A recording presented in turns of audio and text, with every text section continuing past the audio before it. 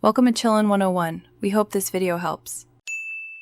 You begin with a 15 cm square. Thin paper gives crisp creases. First, fold diagonally to create a central crease. This gives orientation and symmetry. Once done, open and fold each side into the center line to form a kite shape.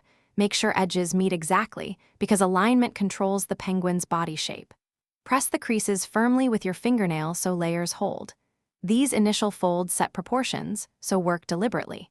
Now you shape the body and head so the penguin looks balanced. Fold the top tip down about 1/4 of the length to estimate a head. You want a compact head, not too large. Once positioned, invert a small triangle inside to lock the head and create a smooth neck. This prevents unfolding. Then fold the bottom upward about 1/3 to form the belly and a flat base. This gives stability when standing. Make small adjustments so the silhouette reads clearly as a penguin. Finish by adding flippers, beak, and markings so it becomes a penguin.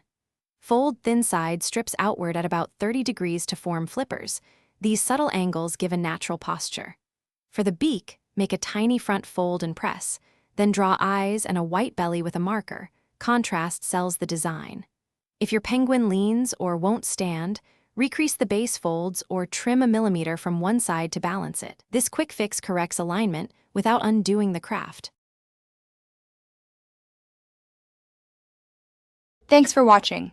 Consider subscribing if we helped you.